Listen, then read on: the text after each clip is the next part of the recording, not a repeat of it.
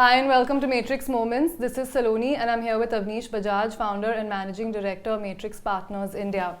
Today we're going to be talking about investor value add and engagement.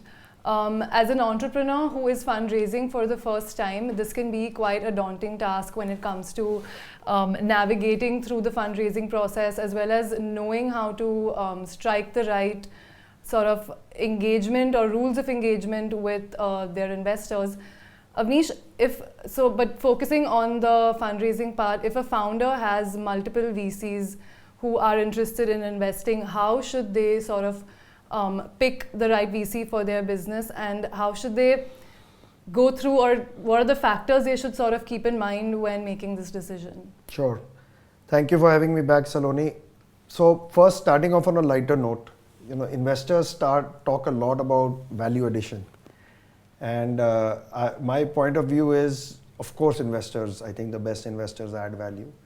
But the reality is the best value an investor is adding is by giving the money to the founder. And I think sometimes we get too wrapped up in this. And I joke with the founders that if I have to add value to you, I'm probably making the wrong investment because you hopefully know a lot more about your business and how to build it than I do. But that said, I think the good news is that India is now maturing to a stage where founders some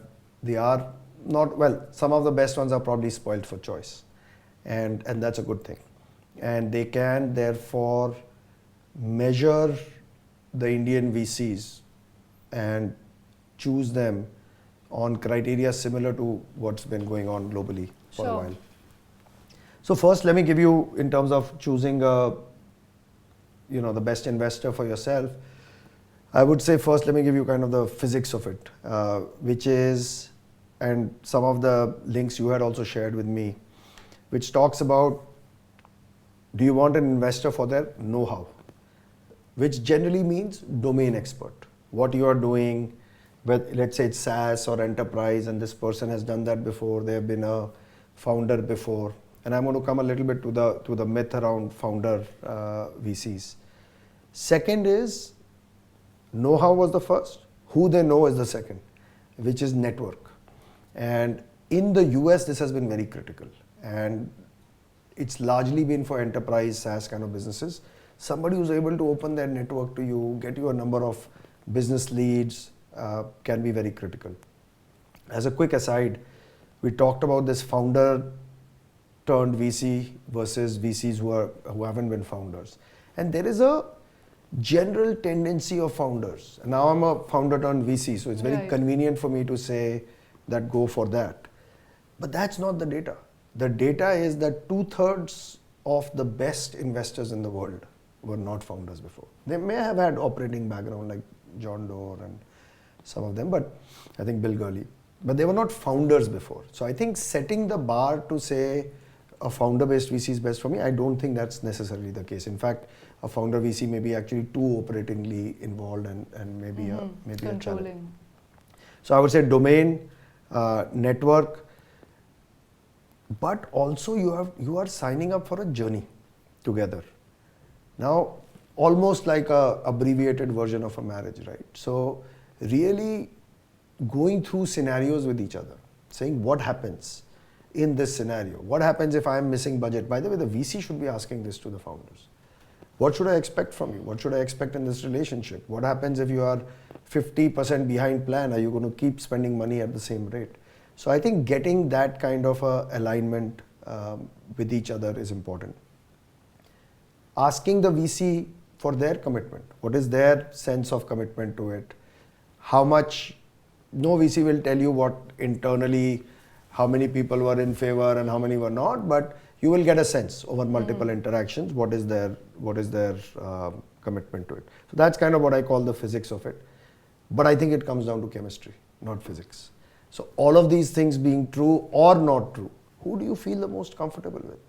There is this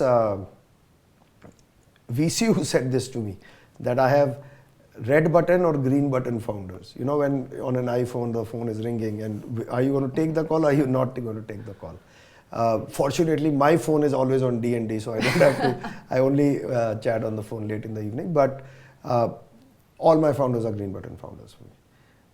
I have always thought about it that way in some ways. Not maybe this harsh a way, but the fact that would I enjoy working with this person? I think the destination one is trying to jointly come to is going to come from a journey, right? That journey is very, very important.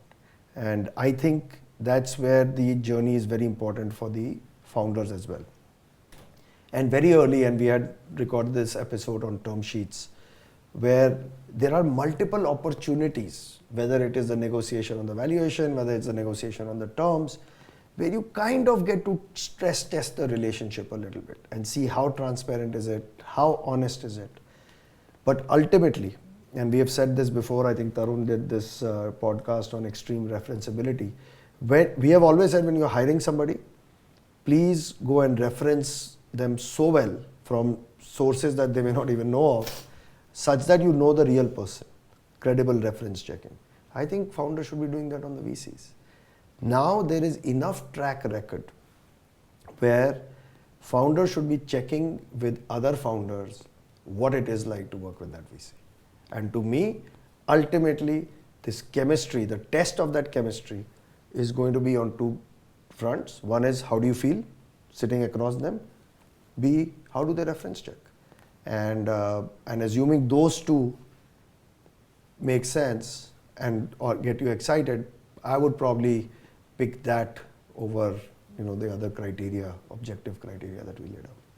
Okay, so then moving a little forward and going into the rules of engagement that a VC and a founder should sort of have between them, what would you say is the right cadence or the frequency in terms of email updates, calls, meetings, or even if it comes to board meetings, how should those be structured in your opinion? Yeah. So this is very much a personal preference. It is my personal views, not necessarily Matrix, because everybody has a different approach. Even within Matrix, everybody has a different approach. I have, over a period of time, having been on the other side as well, where I had VCs that were investors in Baazi and I was engaging with them, and what I learned and picked up on what some of them did well and others that maybe should have been done differently. My view is, if you step back in any company building, there's stuff that is tactical and there's stuff that is strategic. Okay? The tactical stuff is generally, how do I do something, right? The strategic stuff is, what do I do, right? If you ask me, the best partnerships I have with founders is when they have transcended over to the strategic. Sure. Right? But it doesn't start like that. Typically, it starts with, let's say hiring, recruiting is somewhere in between. It's very strategic for the company. So let's put it somewhere in between, because it also involves people evaluation, calibration, what kind of people would work best. But over a period of time, my engagement with companies, or the way I have seen it go, is from the tactical to the strategic. If I can be the thought partner to a founder when they have the biggest dilemmas, that's when I think the relationship works best. But that's not how company building works. Company building is not just strategic stuff. So the what and the why is strategic, the how is tactical. And I think some level of engagement on both fronts actually works best. For the tactical stuff, and again, like I'm saying, it's a personal preference. Typically, somebody, let's say I'm working with one of the investment professionals at Matrix, typically the tactical engagement they would probably have with the founder would be on a weekly or a fortnightly basis. I would definitely have a monthly catch-up. The monthly catch-up would be typically us as Matrix and the founder. Sure. Because if they are co-investors and all of that, it's a little bit of a tricky balance, because then the founder, it's effectively a board meeting, right? Sure. So I want the guard to be down, but at the same time not increase the overhead for the founder. So in some cases we have those monthly updates with co-investors. Typically, and I tell our investment team as well, the engagement should be a pull engagement, not a push engagement. The founder has enough going on. If you are going to keep calling them with something, some question or the other, or how was the data, how did the business do yesterday, I think it's annoying. But you have to earn the pull. So you have to demonstrate enough value addition along the way such that they pick up the phone and you become what we call the first port of call, and especially if it's a tricky situation or bad news. So I would say typical tactical engagement could be weekly, fortnightly, whenever there's a problem, pick up the phone and call. But that should not substitute for the strategic engagement. This is the classic urgent versus important, right? The urgent stuff will always be there. The important stuff one needs to set aside time for. That could be a monthly update. It could be a quarterly update. It could also be sometimes the best ones are set up separately as a strategy discussion. And you can either do it offsite or onsite, but separate, carved out couple of hours on some particular topic. So I would say the best engagements I have seen are a combination of this tactical and strategic. And as companies grow, typically their engagement obviously by definition moves a little bit more from tactical to strategic. In terms of the board meetings, it's a little bit of a pet peeve. I've seen it in the past. Sometimes I think companies confuse operating reviews and board meetings. And the level of detail, the length of the meeting, all of that. So in my view, a board meeting is a strategic, it is an update, but it is a strategic event. And if there is a real operating review style deep dive required, that should be outside of a board meeting. Typically a good board meeting is, depending on the stage of the company, 2 to 3 hours. Let's say 1 to 3 hours. Anything beyond 3 hours, I frankly can't even focus and concentrate. And people start getting distracted, they start getting on their phones and stuff like that. So to me, board meeting cadence has to be quarterly. Can sometimes be twice a quarter. Could it be 4 or 5 times a year? Something in that range. Obviously minimum is quarterly, but depending on the stage, the earlier the stage, the greater the frequency. Then the best way to conduct a board meeting, send out the information at least 48 hours, if possible 72 to 4 days in advance of the board meeting. Board meetings are not for information dissemination. They are for discussion. If the information is going to be disseminated at that time and people are absorbing that information, there is going to be no discussion. Unless it's strategic and the founder is trying to do that. So my view, send it out in advance. Typically the best format, like I said, 3 hours would be perfect if you have sent out the pre-read so-called material.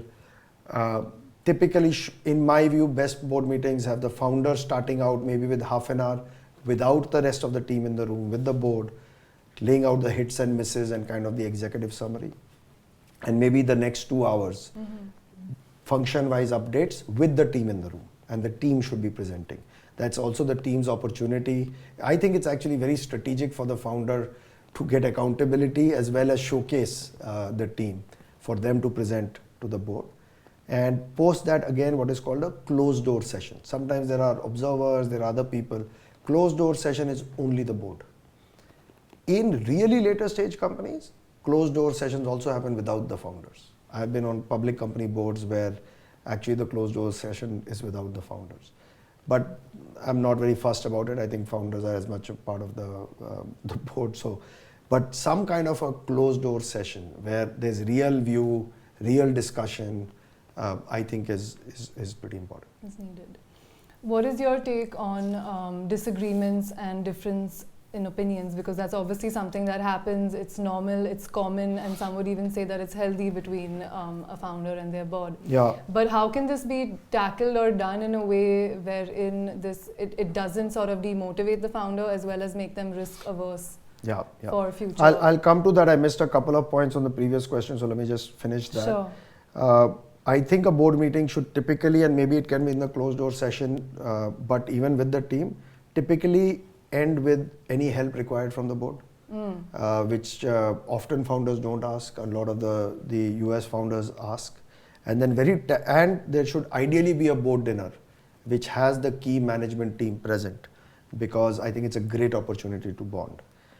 For all of this to work, most people have very busy calendars. I think these need to be scheduled like a full year in advance, so that everybody knows, everybody plans, they come for the meeting and they come for the board dinners and stuff. Coming to your question, Should disagreements be voiced? This is very tricky. So I think the easy answer is, of course, disagreement should be voiced. There is this quote, I don't know by whom, which is that a man is wise if he learns with their own experience, but is wiser still if they learn from other people's experience, right? This is a wonderful opportunity for the founder to learn from your experience. Now, and I've seen this with myself when I was a founder, you end up still wanting to make your own mistakes, because the power of a founder is that courage of conviction, that gut feeling that I can make it happen, right? Right. And I think on balance, that's where I come out, which is they will ultimately make their own mistakes. But can you give enough input early enough such that they have those red lights flashing and they can reverse? So there are very few bet the company kind of decisions, very few. So most of the decisions are actually fixed. Even if there's a mistake, it's fixable or reversible, right? But it can cost time, money, whatever, right? I think the best a VC can do is to say, I have seen this story before. I think it's a mistake. But if you are convinced you should do it, never, never, ever mandate that don't do it, right? You will that's where the risk aversion, you just kill the founder spirit. They'll do it anyway, and you'll kill their spirit. And give enough input as to what are the milestones that will decide whether this is working or not working. And then have an intellectually honest discussion that if those milestones are not working, we are going to reverse this. I have found almost 100% of the time that works. That works. Mistake happen, still happens, but reversal happens fast enough. And to me, that's kind of the via media or the compromise. Also, sometimes you can make mistakes on a smaller scale. So then I focus more on whether I should be worried about this decision or mistake, or can I change the scale at which it will happen. So for example, you say, do a pilot project. If there's something you're going to launch in 50 cities, launch in one city. Test it out. And test it out. And I think if you put this kind of framework together, I think most of it works. Also, ultimately, my view is, we discussed this right at the start of this question, the best lessons are learned experientially, not by osmosis. I would also focus, assuming a mistake has happened, without a I told you so, is how do you create a culture and encourage the founder to take away the right learnings from that mistake. That we actually do quite often. Let's say there's a failed acquisition and stuff like that. We may have been against that acquisition in the first place. We'll say, okay, what did we learn? And how do we make sure we don't apply, let it happen again? So I would say mistakes happen. The same mistake twice is not a good idea. Our job is to try to make sure that doesn't happen. Great. Thanks, Avnish. Thank you. Thank you for tuning in. And you can find the transcribed version of this podcast on matrixpartners.in. You can also follow us on Twitter and LinkedIn for more updates.